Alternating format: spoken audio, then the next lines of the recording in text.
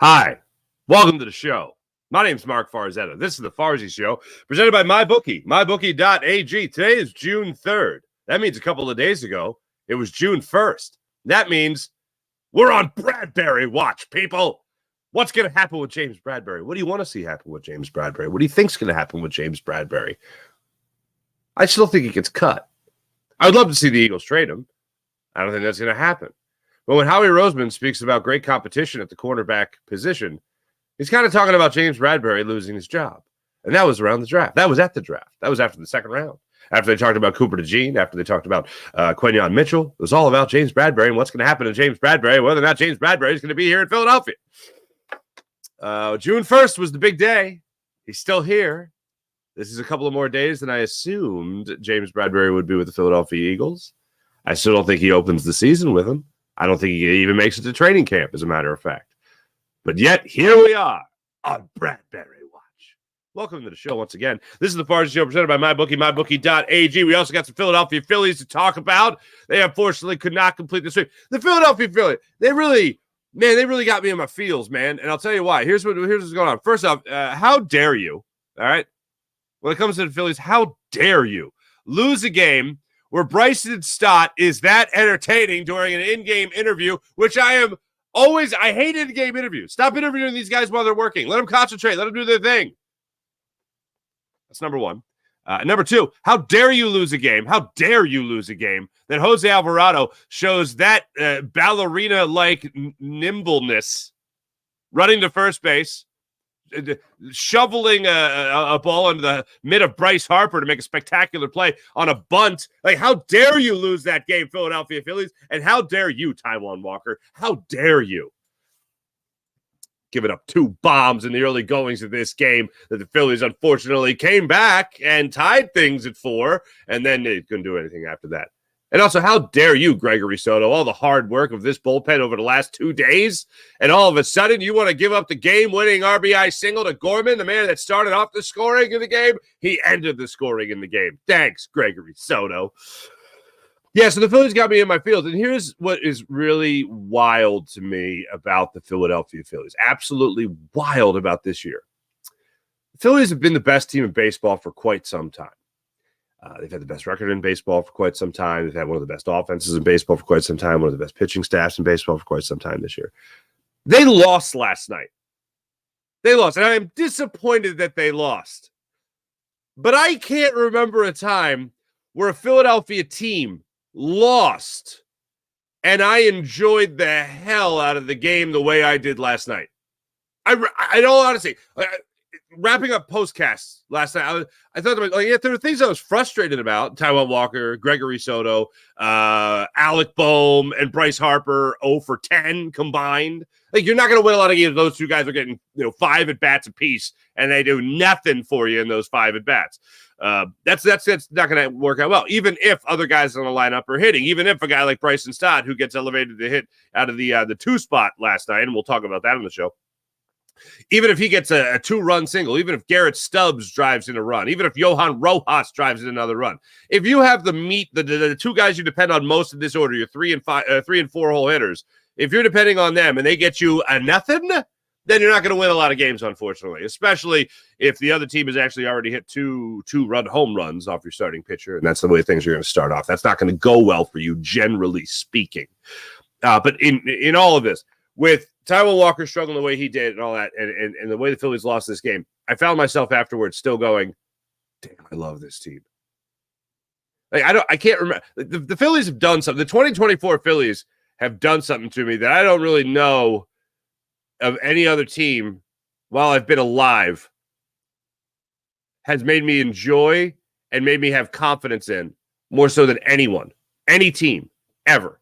And I've had plenty of reason to be optimistic, but like in football, it doesn't grab you like this. It's not every day. The TO year was a phenomenal year, and I just remember thinking that day, well, yeah. And a lot of fans had the same type of attitude of, all right, call me when they're in the Super Bowl. When I was going back through it, that's really the last time I had this amount of confidence in the team. Even the 4 aces, Roy Halladay, Cliff Lee, it wasn't like this, man. And they set a franchise record, 102 wins that season. But when I look at this particular Phillies team, the amount of fun I have watching them, the amount of fun I know they're having playing together, guys like Garrett Stubbs and Johan Rojas contributing with their bats, what? Like stuff like that throughout a season. And being the best team in baseball, it makes things a lot of fun, and it makes it really easy to be confident that this team's going to get wins and stack wins and continue to stack wins. Now, they got a tough stretch of games coming up here. They got some tough travel involved. See how they respond to that. I'm sure fine. Can't be that bad, right? And the other team's got to go through that travel as well, the New York Mets, and they're not that good at baseball, so it should be easier for the Phillies. But I found myself after this game when the dust settled and I was thinking about the frustration and all that. I went, wait, hold on a second. This team is awesome. The only team that really comes close is the 2004 Philadelphia Eagles that ended up losing the Super Bowl to the Patriots. Even the year the Eagles won the Super Bowl, there was obviously a lot of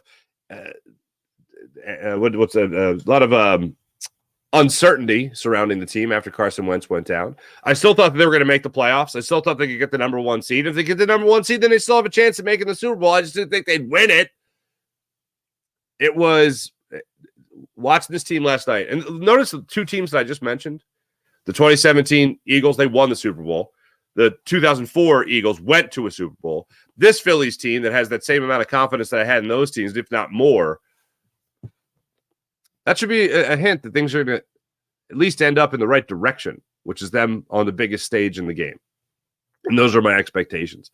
But overall, just so much fun watching this team. And we'll break it all down coming up in a second. But my first thing I want to get into here is James Bradberry. Now, if you're thinking about James Bradberry, where you want James Bradberry to end up, how you want this James Bradberry story to end in Philadelphia, I think Jimmy Kempski, for those that don't know, real quick, the June 1st designation. Okay, if you designate someone with a June 1st release, whatever it might be, that allows you to move cap money. And he's got a big old fat cap hit of about $11-12 million, does James Bradberry. So that's a lot of money that you want to be able to move around. So now that it's after June 1st, if they just decide to up and cut him, they can't rid themselves of the cap hit. They're going to take that hit. But one of the things they can do, or one of the things they will do if they do cut him, is move that money around. So they can take a little bit of a cap hit this year, a little bit of a cap hit next year, and then following as well. That's what they could do with the James Bradberry release, if they do, in fact, decide to trade James Bradberry. Or should we cut James Bradberry? That's one of the directions that they can go. For me, I don't see his future being here with the Philadelphia Eagles. I think he has already played his last game as a Philadelphia Eagle. It's just a matter of when that's going to happen. If you're going the route of the trade, this is the way Jimmy Kempski decided to sum it up for you on PhillyVoice.com. One Eagles player, this is from his article that came out on Friday, one Eagles player that would make sense in a trade is James Bradberry should the Eagles find a team interested in him. Trading Bradberry instead of releasing him would save them a little over $1 million in guaranteed salary, but waiting until after June 1st, which is clearly where we're at now, to trade him, they would also be able to dump a portion of his dead money hit into 2025. They want to get more into those deals. Jimmy says they'll get more into those deals if that actually happens, or more into the details of that deal if it happens. Then he goes on to say, the Eagles, and this is the line that got me, the Eagles would likely be happy to trade him for a ham sandwich if they could. I think that's all how we're feeling about James Bradberry. And when I'm following OTAs and everything going on down there at the NovaCare complex right now, you are looking at a pretty stacked roster of cornerbacks on this Eagles team. Howie Roseman has accomplished his goal, as he said during the draft when he was talking about Quentin Mitchell, and he was talking about Cooper DeJean, and he was also talking about guys that have already been here, whether it's Eli Ricks or Keely Ringo. They have a pretty stacked room. They brought back Avonte Maddox. They've got a pretty stacked room when it comes to the cornerback position. And in OTAs, Avonte Maddox had been playing the safety position. So you might already be pretty stacked at the cornerback position, so much so that a guy that you brought back that has been more often than not, a nickel corner, and a pretty good one when healthy, you have already moved him to a safety position. And James Bradberry has been a no-show at OTAs. You got minicamp, which is mandatory, coming up in a couple of days here, so that should really tell you what's going to go down here. If James Bradberry is going to be holding out, if he's already heard his name enough, and he just doesn't want to be part of the show, trade me, cut me, do something. Writing's already on the wall, and it's not just the media that is putting that writing on the wall. It's also Howie Roseman. If the nicest thing you could say about a player like James Bradberry is that he is under contracted on the team, that doesn't exactly bode well for the future of you being under contract with that team for the foreseeable future. And that's exactly what Howie Roseman said at the NFL Combine when he was asked about James Bradberry. James Bradberry in the plans? Oh, yeah, he's under contract. Not, oh, yeah, James Bradberry, he's under contract. Of course, he's under contract. We really like James. He brings a lot to the table. We understand he had some struggles last year, but he's fighting his way through it. He didn't give me that. Didn't give us that. So the future is still very much in question. And, yeah, they got it pretty stacked. I didn't even mention Darius Slay. I mean, yeah, a shoe-in for corner. I think the guy that's going to be starting opposite of him is Quinton Mitchell when the season starts. Those are your two starting corners. James Bradberry will be in some other jersey, some other uniform. There was a report I saw yesterday about the Colts. The Colts might have that ham sandwich, willing to trade the Philadelphia Eagles in order to acquire James Bradberry. All right, Colts. What kind of cheese you want for that ham? A little mustard on that sandwich? What kind of bread? Rye bread? Over at Shapiro's Deli in there in Indianapolis? That's what we're looking at here. So the way I see this ending is James Bradberry is not here. If the Colts are truly interested, then, yeah, the Eagles are going to be in a position where they're not exactly going to get top return for the investment they had contractually with James Bradberry a year ago. And I'll admit when I'm wrong.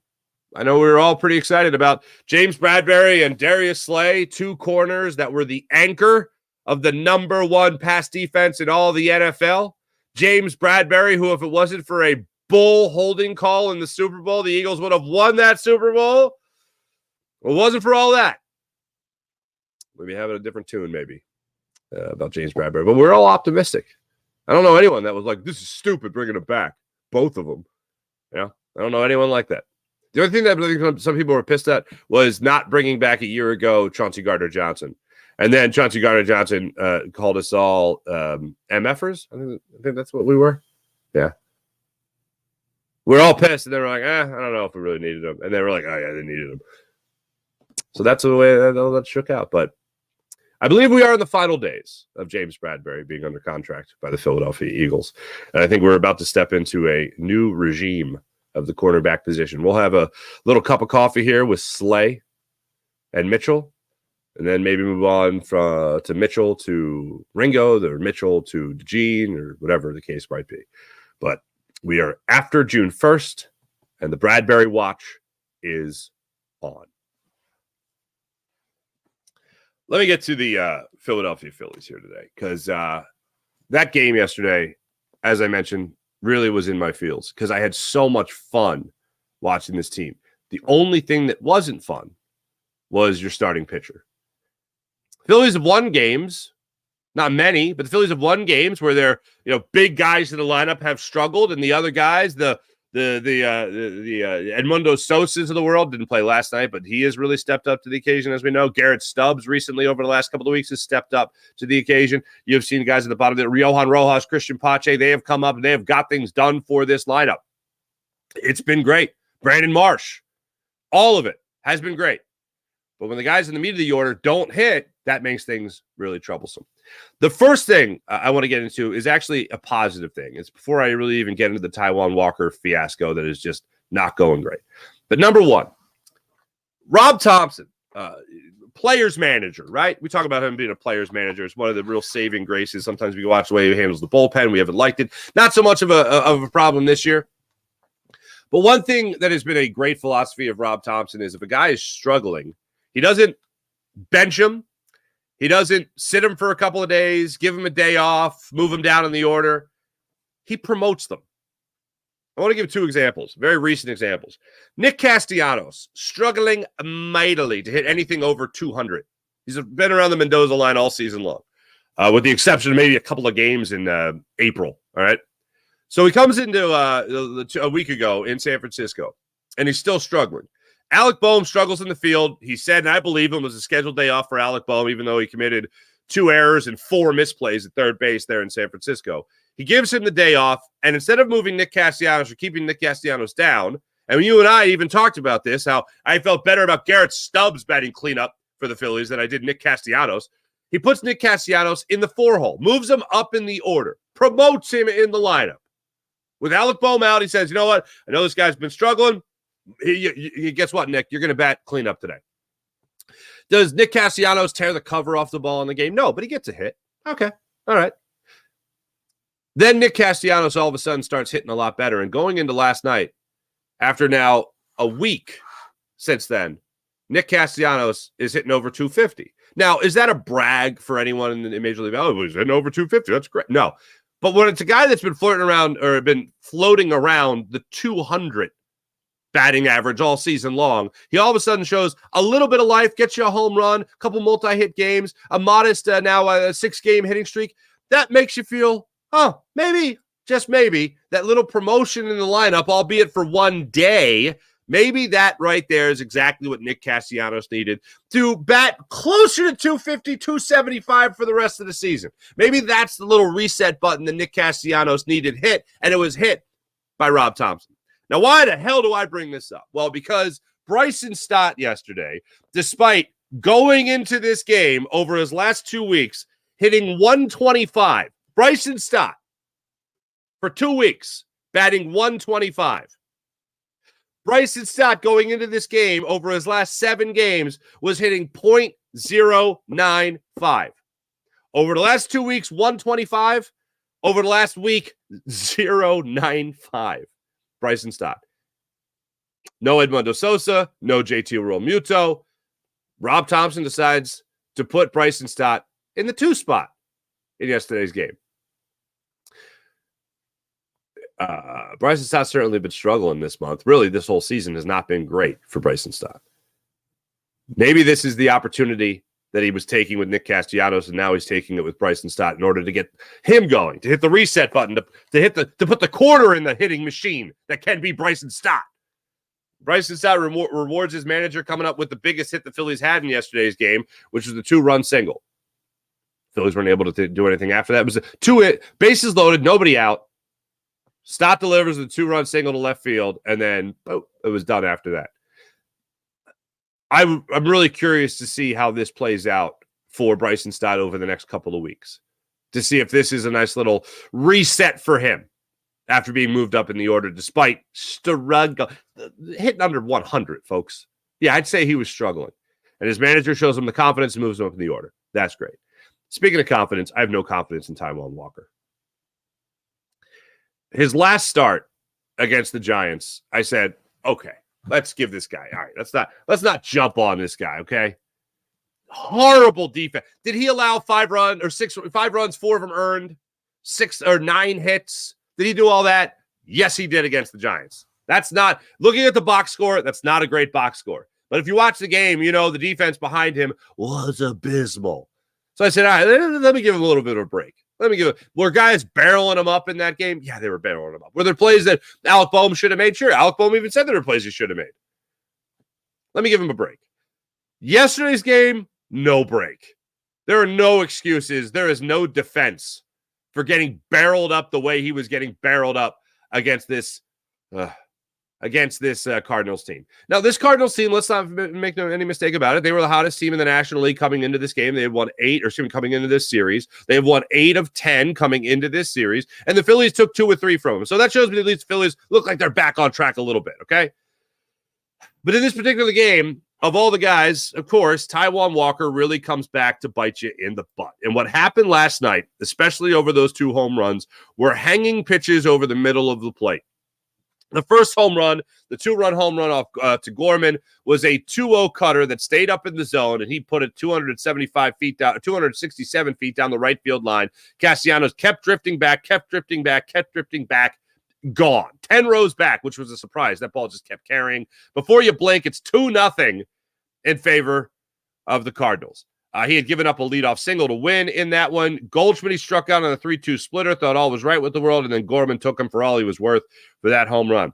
Phillies couldn't get anything going really there in the bottom of the first inning. Second inning, he gets through it fine, except for the double, the 1-out double by Herrera. He's able to get out of the jam after that. And then in the third inning, after the Phillies, at the bottom of the second, got you back in the game with Garrett Stubbs getting you that RBI double. That was it for the Phillies. Couldn't get anything going after that. They tied things up in that 2-2 on the Rojas ground out. So you tie things up back at 2. Give your pitcher a little bit of an exhale. And then Wynn leads off with a 5-pitch walk. Taijuan Walker issues that 5-pitch walk. And then Burleson steps up there with a 3-2 sweeper that was the definition of a hanger. I felt like Garrett Stubbs was doing power squats behind the plate today with the amount of pitches that stayed up in the zone on Taijuan Walker that Garrett Stubbs was ready for down low in the zone. He has to go up, try to catch everything. Burleson just tomahawked this pitch that stayed out. The sweeper, a 3-2 sweeper, 405 feet to right field, and that made it a 2-run game again, 4-2. Phillies were able to tie it with the Bryson Stott 2-run single in the 5th inning, make it 4-4, and that was it for the offense. For both clubs, except for Gorman in the 10th inning off Gregory Soto. This Phillies bullpen, by the way, I mentioned Alvarado and how much fun it was to watch him. I mentioned the struggles of the bats. I mentioned Taijuan Walker and his struggles. But listen to this. The Phillies bullpen 2 nights ago, they got to go in early for Ranger Suarez, who took the liner off his thumb. By the way, side note on that, great to hear Buster Olney talk about how Ranger Suarez is progressing well. The Phillies had very encouraging signs yesterday when Ranger Suarez showed up to the ballpark. Everything looks good. He might even make his next start, which we all want to see him make his next start. But in that game, the bullpen's got to go 7 innings. They allow 1 run. They strike out 11. That was Ruiz, Turnbull, Orion, Sir Anthony Dominguez, and Gregory Soto in yesterday's game. Or excuse me, 2 nights ago. In this game last night, you have the bullpen come out there and, for the most part, dominate after Taijuan Walker used 93 pitches to get through 5 innings of work, allowing 4 runs on 5 hits, issuing 3 walks as well, and striking out 5. The long ball has ended up what really did him in, but we can't also forget the defense was spectacular. Johan Rojas saved him from a couple of doubles there in center field. That was great. You had Bohm at third base making a couple of good plays, including plays going to his right in foul territory, making strong throws to first base. And then the biggest play defensively was in that 4th inning, top of the 5th inning, when top of the 4th inning, I was right the first time, when Bryson Stott made a great play diving to his right to rob Wynn of a base hit, maybe even extra bases in the 4th inning, and possibly a run from scoring. With 2 outs at that situation, you had Ciani running on contact. So maybe if it's a double, he scores on it. But the defense was great, bottom line, behind Taijuan Walker. The bullpen yesterday comes in with Matt Strahm, Orion Kerkering, Jeff Hoffman, Jose Alvarado, and Gregory Soto. And before Soto, Strahm, Kerkering, Hoffman, Alvarado were dominant. Hoffman gave up 2 hits. That was the only struggle that you saw in that game. And then Gregory Soto. I hate faulting pitchers, but when you give up 2 hits, you should have given up 3 hits if it wasn't for a great play by Whit Merrifield going to his left at second base. That run would have crossed a lot sooner than it did in that inning. I hate faulting pitchers for struggling like that with a runner on second base, the zombie runner on second base, but Soto has not been the slam door guy. You allow 3 runs or a run in 3 of your last 5 outings. That's not great. That's struggling. And that's exactly what Gregory Soto is doing. So you have Soto, unfortunately, not be able to slam the door. You have an offense that wasn't able to pick him up in the bottom of that inning, unfortunately, even though you had Bryce Harper on second base with 1 out in the 3rd inning. The 10th inning, the Phillies couldn't bring him home from 3rd. So that obviously was not great. Not great to watch in that game. I mentioned Nick Castellanos, by the way, and what he's been able to do for this Phillies team since being moved up to that 4-hole a week ago in San Francisco. Now, including last night's game, granted it's only 7 days, but including last night's game, he is now hitting .320 since being moved up to that 4-hole spot, getting that vote of confidence. After you and a lot of us were talking about getting him that day off. And Rob Thomas said, no, I don't think I'm going to give him that day off. I'm going to promote him. And he promoted him. .320 since then. And over the last 2 weeks included now, he's hitting .283 on the season. Or excuse me, .283 in the last 2 weeks. On the season, it's .215. That still sucks. But at least it's trending in the right direction. So Phillies unable to complete the sweep, unfortunately. There is something I want to make sure I mention here with where the Phillies are headed after this. This is a 3-game series with the Milwaukee Brewers. It gets started at 6:40 tonight in South Philadelphia, weather permitting. Supposed to be an interesting day weather-wise. But the Phillies are going to welcome in Rhys Hoskins. And I said this at the time, and I'm going to say it again. Rhys Hoskins, in an interview, maybe a month and a half ago, 2 months ago, he was asked about his return to Citizens Bank Park. And he said, in that return, he is going to get booed. He's probably going to get booed. I know people that hate, I should say, they despise Rhys Hoskins. I really can't see a time where Rhys Hoskins gets booed in Philadelphia. Can you? Do you see Rhys Hoskins stepping in the batter's box and getting booed in this series? I see Rhys Hoskins getting a standing ovation. If they put a highlight reel on the screen, he's going to get a standing ovation. If he steps into the batter's box, he's going to get a standing ovation. Like, I even said it while he was here. I don't understand how he has become a lightning rod, like a controversial figure. And the only thing I hear that's negative is, people think he's so great. No, nobody thinks he's great. Like, I don't think anyone in Philadelphia thought that Rhys Hoskins was some great baseball player. Did the 11 home runs in 18 days, did that kind of set the bar really high for his career? Yeah, it kind of set the bar really high. But I don't think anybody was expecting him to keep that pace. I don't think the Phillies went down there and found it. I don't think the Phillies brought up Barry Bonds. You know? I think one of the things that really sucks about Rhys Hoskins is what the Phillies did to him in the time that he was here. How many hitting coaches? How many managers? Different approaches at the plate. This is what we want you to do. Just wait for walks. The Gabe Kapler era here in Philadelphia, I felt like Rhys Hoskins the whole time was, hey, you wait to walk. This is what you're going to do. You're going to wait to walk. Don't you dare swing at a ball right in your zone. Thanks, Gabe. Wasn't great. And then I felt like even with Joe Girardi coming in and Rob Thompson taking over, I felt like Rhys could really get back to being aggressive, not being able to swing or not being afraid to swing on a 2-0 pitch, for instance. Hey, look, don't get me wrong. I like on base percentage. It's great and all, but holy Lord, the way they made him passive was annoying. But the bottom line with Rhys Hoskins, the way I remember him here in Philadelphia, is he was a guy that was really one of your first real signs of hope for this team turning the corner. And then Bryce Harper got here, and then everything changed. That was a sign for me that things were really going to be different. And Rhys Hoskins was the first guy since the Utley, Howard, Rollins Phillies as a position player to make me think, oh, maybe the Phillies got something here. I mean, Aaron Nola did that for me, but he needed somebody in the lineup. They made you go, maybe they got something here. And the way he was respected in the clubhouse, he was injured throughout all of last year, the way the players looked at him, the way he was still in the dugout, getting to interview him a number of times, the stand-up guy that he is, regardless of the team struggling, he would speak, and he became the face of the organization. To think that he'd get booed, I think he's just setting the bar very low, the bar of expectations, and I think he gets a standing ovation in this series. That's the way I see it playing out for Rhys Hoskins. Let me tell you about the great people at MyBookie, mybookie.ag. Take advantage of all they have to offer at mybookie.ag. Download the app, create an account, use promo code Farzy, get up to $1,000 redeemable cash bonus at MyBookie, mybookie.ag. You want to bet on the world of baseball? Go right ahead. Basketball, have at it. Thursday night, NBA Finals get underway. Celtics favored by 6.5 points. All of it on MyBookie, mybookie.ag. And if you want to take care of all that they have to offer when it comes to the world of hockey, you can do that as well. You want to bet on the world of politics? That sounds like fun.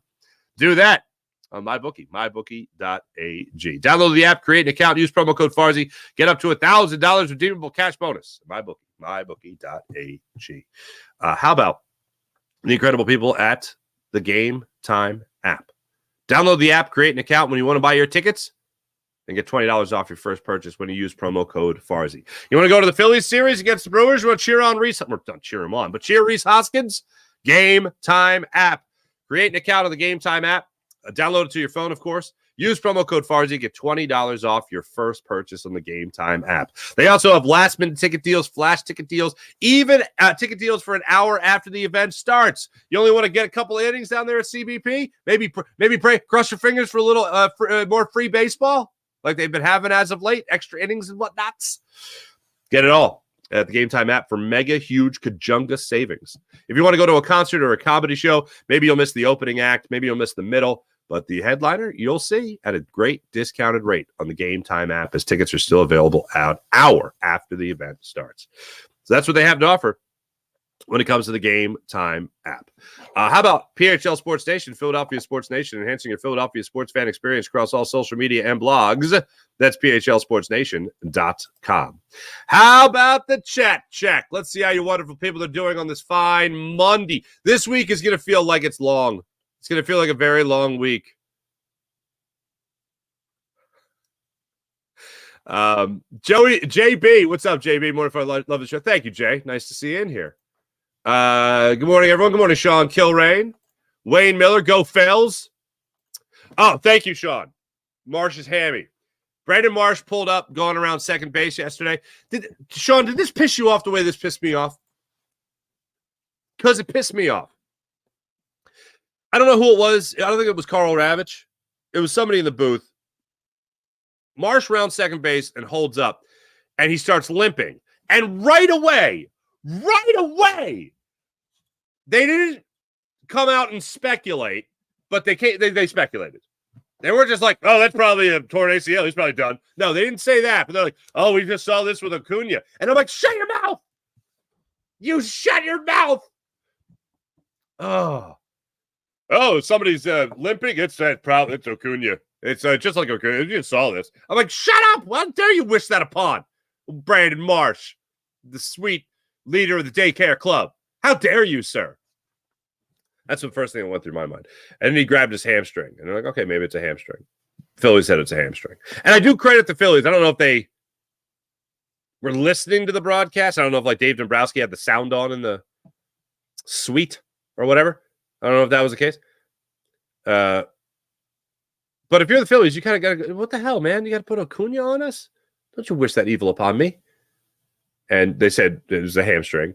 They'll know more today. So we'll cross our fingers for that. So, yeah, Sean Kilrain, I agree with you. I hope he's okay. So it was at least a step in the right direction. JB, Farzy equals Peter Griffin grinds my gears. Yeah. You know what really grinds my gears? I'll tell you what. I'll tell you what really grinds my gears. Taijuan Walker grinds my gears. Gregory Soto grinds my gears. Announcers putting Ronald Acuna Jr.'s torn ACL on us. That really grinds my gears, Lois. All right. I don't think you ever said it to Lois. I just like saying Lois in the Peter Griffin voice that I do. Sean Gillespie, what's going on? Good morning. Hutch, what's going on? Walker needs to go to the pen. He's a liability for this team, always ending winning streaks, doesn't even look happy playing. After watching Turnbull Saturday, that was bad. Turnbull Saturday just deal shows he needs to be back. Yeah, this was not a great situation for the Phillies. Don't get me wrong. This was a great situation for us. Taijuan Walker's due a boatload of money. And they talked about it last night during the game as well. The reason he is still in the rotation is because of money. The reason he's still on the team is because of money. I don't know how he'd do in the bullpen, but here's what I find fascinating. His deal is his deal. What, 4 years, $70 million? That's a deal. Okay, that's his deal. He didn't pitch in the playoffs last year. Financially speaking, Taijuan Walker should have started over Christopher Sanchez. But the Phillies opted not to do that. Now, you could easily say, well, I mean, that's the playoffs. Nothing matters but level of play in the playoffs. And I agree with that. Good for you to have that philosophy. We share. That's the right philosophy. The Phillies right now, to me, I feel like this is what they're doing. They're seeing what they can get out of Taijuan Walker. They're watching him pitch going, please turn this around. Please. Don't make you a $70 million bullpen guy. Don't do that. Please don't do that. Spencer Turnbull at a great low cost at what, $2 million? You could be a bullpen guy at $2 million. Not when we owe you $70 million over 3 years now. So it's less than 70, whatever it is now. That's a lot of money. Phillies aren't just going to look the other way on that. They're going to look. It's June. You're not even at the All-Star break. You're the best team in baseball. I hate the philosophy, but I understand it. And they even talked about it last night. I think it was Buster Olney that brought it up. It's like, you got time. If you have the best record in baseball, you got time to figure this out. And that's the way the Phillies thought of it. And I'm sure that's the way the Phillies are thinking about it right now. You look at the standings, Phillies are 6.5 games up on the Atlanta Braves. They have a plus 99 run differential. The only team that has a better run differential than them is the Yankees, who now have one more win than the Phillies. Wah, wah. They won in San Francisco yesterday. Yeah, they got time to figure this out. It sucks, but they have time to figure this out. Hutch, Phillies are awesome. Hutch, I love both these. One, Taijuan Walker's terrible, and I agree. And then Hutch, the Phillies are awesome. They are awesome. Oh, yeah.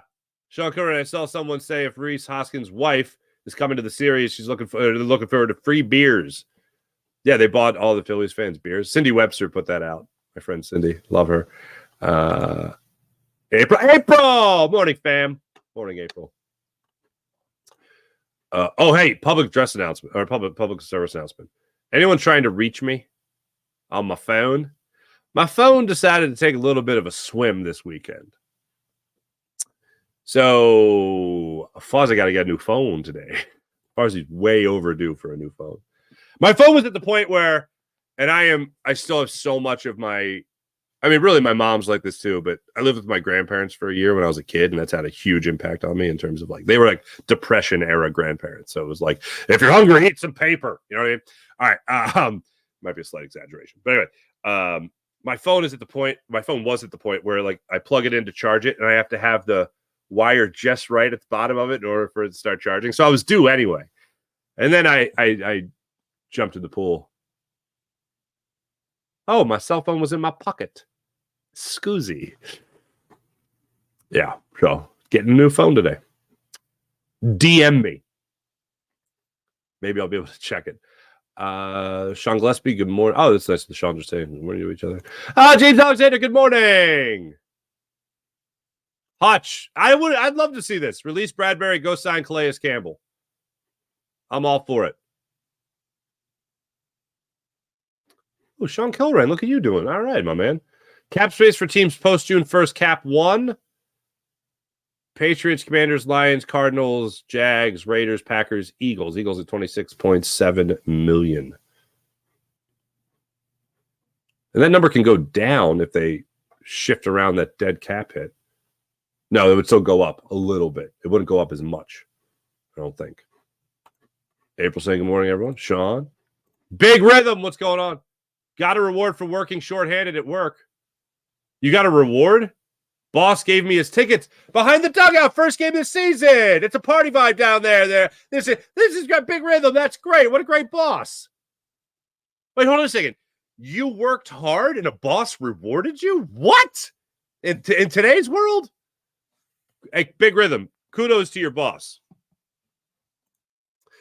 Big Rhythm, Rhys shouldn't get booed. He didn't leave on his own. He was shown the door. The bat spike is legendary moment. I'm telling you, the bat spike is phenomenal. It is great. But still, my favorite Rhys Hoskins moment was the slow trot around the bases against the Mets after they threw at his head. That is my favorite moment. Oh, my God. Don't get me wrong. What was more impactful? Obviously, the bat spike. But when the Mets threw at him on a number of occasions, and then he belted a baseball down the left field line at Citi Field. And then he did the slow-mo trot around the bases on the home run. For the people on the podcast, I'm doing an incredible mime job here of running in slow motion.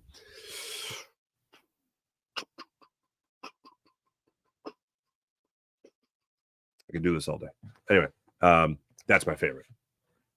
Because it was against the Mets. Don't get me wrong, I don't like the Braves by any means, but it was just a I like it when a player just totally trolls you. And you know what? It was a more peaceful resolution. Instead of just charging the mound, so cliche, did the slow trot. If you've seen the clip of the little leaguer like literally running in slow motion from third to home, it's exactly like that. Hutch, Reese deserves a standing ovation. Philly won't let him down. I agree. Oh, April, thank you. That's another great moment from last night. The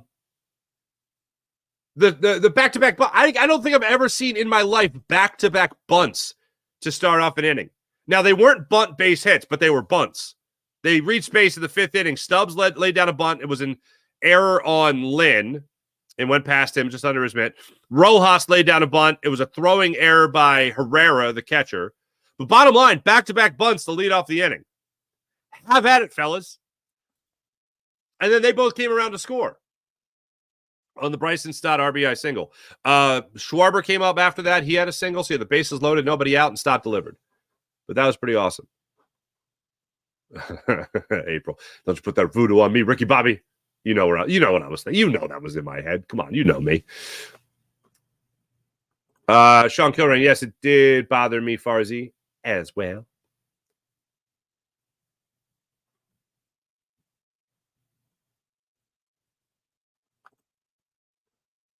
I don't like Rube, but I take him over. Oh, Ruben Amaro Jr.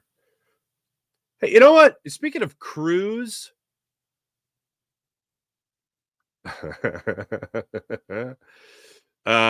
speaking of Cruz, the umpiring crew last night. Who's behind the plate? Jeremy Riggs. Here's something I don't say a lot. Great strike zone last night, Blue. Great strike zone. Jeremy Riggs behind the plate. I mean, couple of misses, but for the most part, the man was on point. Really liked it. But yeah, the broadcast crew last night. I love Karl Ravech. I think it's just because he was one of my guys, man. Like growing up watching SportsCenter.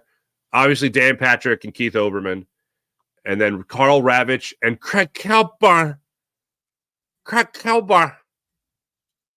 Those are like the four guys I absolutely loved growing up. Oh man, Kilborn made a joke. Did you ever see that inbounds play? And like the basketball inbounds play where the one kid runs over to the corner, gets down on all fours and starts barking like a dog? Well, Ravech had the call on it on ESPN on the highlight. And he's like, how about that? And Craig Kilborn goes, we had a play like that in high school where I just called the mouse play. And I get down there and I just go, hi. This is my dead-on Craig Kilborn impression. And he goes, call the mouse play. I just get down and not make a sound. And that was a joke. And Karl Ravech, I'll never forget, the best deadpan. And he just looks at Kilborn and just goes, and that was it. And roll credits. And then they were on the repeat of SportsCenter. I was like, oh my God, I got to see that again. This is before the days of DVR, unfortunately. Wasn't that a great story? That's a great story. Anyway. Stan Bruce, what's going on? T. Walker and the Phillies management, where money get in the way of logic and the crap ghost runner, ugh. I got to say, as a now non-practicing baseball traditionalist, the DH in the National League, I am all for. I have finally come around on interleague play. The pitch clock, I'm for.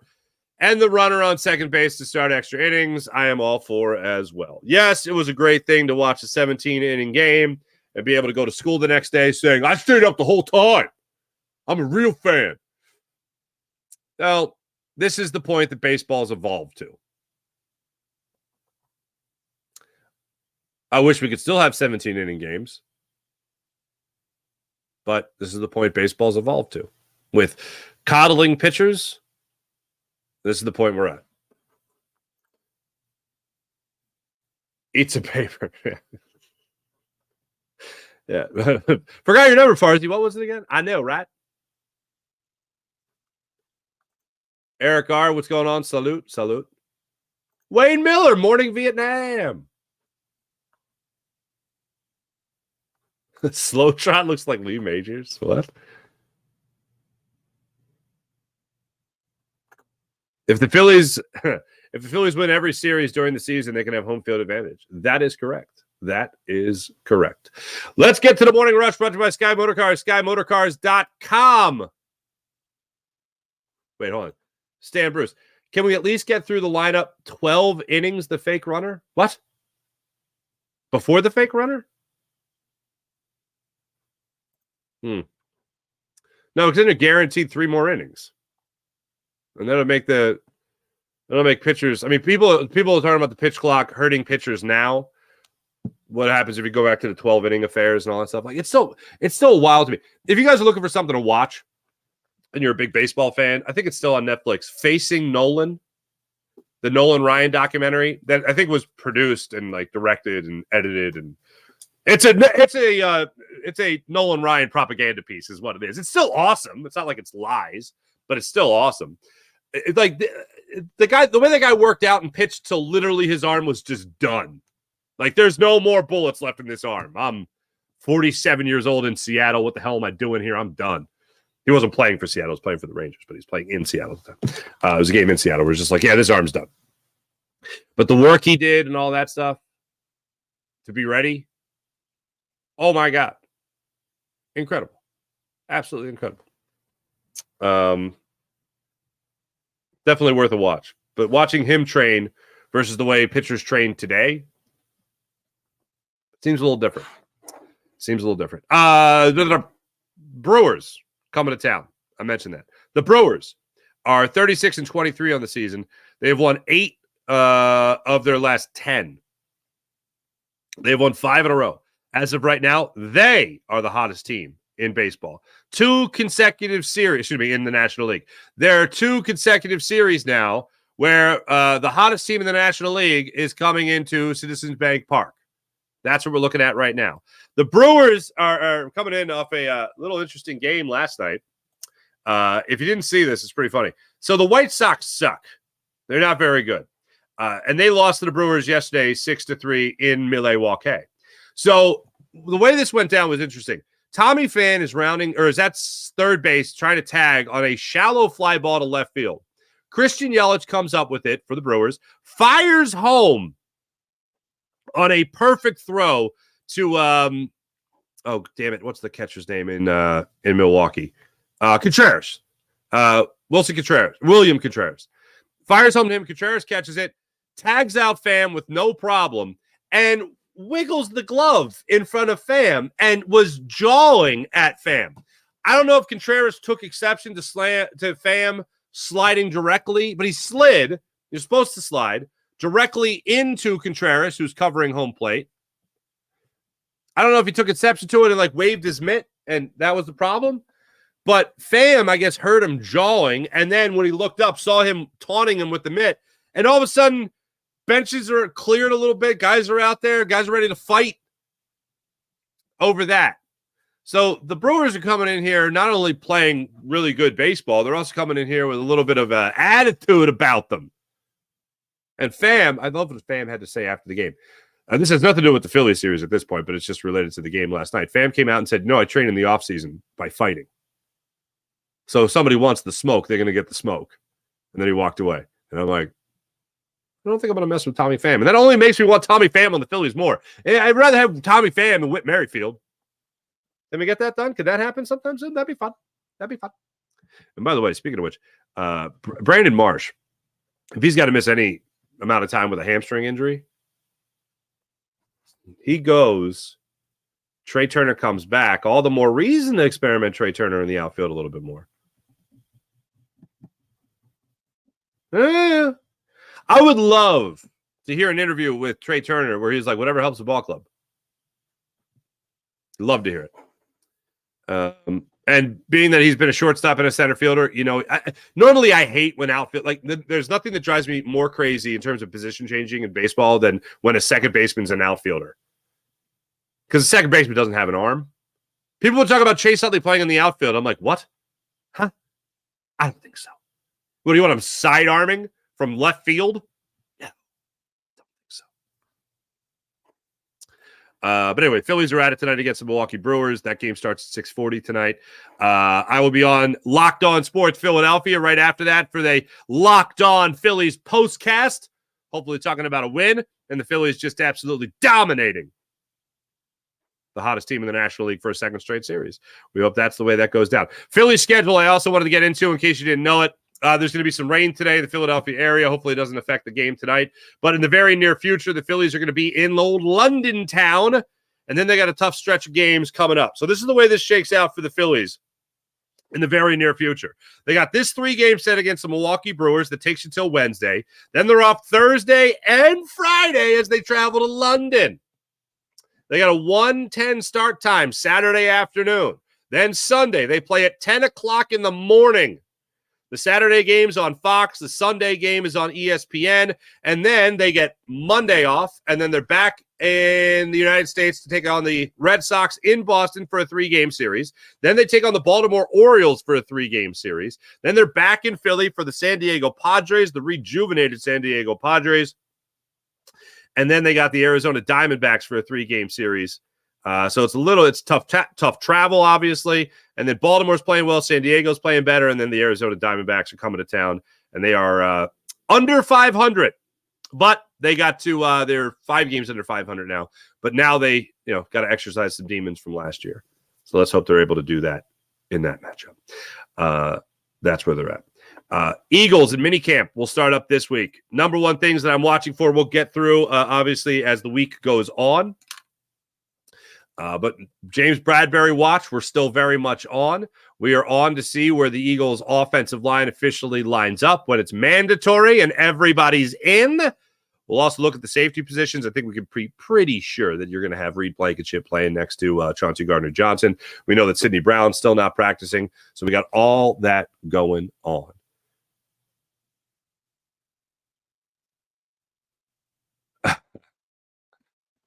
A couple more things I want to get in here. Eric, is Bradberry officially on the trade block? I think so. He's on the cut block. He's on the chopping block. Slagger 57. Fake runner is as dopey as penalty shots deciding a World Cup. I still think the World Cup penalty shots are dumb. Although Italy won in 2006 on penalty shots with Fabio Grosso. So, yeah, I'll take that. Marco Materazzi. Anyway. Fake runner. They just want to end these games as quickly as possible. What's good, fam? Sorry I woke up late. What's up, Jason? Oh, you're going to the beach. Is that a guy? Haven't gone to the beach in a couple of years? Yeah, I'm not a beach guy, so I don't blame you for that. But you're excited. Good for you to be excited. Good for you. I can't remember the last time I was on a beach. I don't think I've been on a beach in like 3 years. Yeah, I'm fine with that. Anyway, thanks for watching. Thanks for listening. This is The Farzy Show. Make sure you guys like and subscribe to The Farzy Show. Make sure you guys like and subscribe on Jacob Media. Make sure you guys like and subscribe on the Locked On Sports Philadelphia YouTube channel as well, where I'll be bringing you all your Phillies postcasts and having some fun with you guys on there as well. Make sure you guys like and subscribe. Locked On Sports Philadelphia as well. Thanks for watching. Thanks for listening. My name is Mark Farzetta. This is The Farzy Show, presented by MyBookie, mybookie.ag. And if you want to go to these games, Gametime app, use promo code Farzy when you download the app. Save $20 on your ticket purchase. Thanks for watching. Thanks for listening. I'll be back with you guys tonight on your Phillies postcast on the Locked On Sports Philadelphia YouTube channel. Be back with you guys tomorrow morning as well. See you later.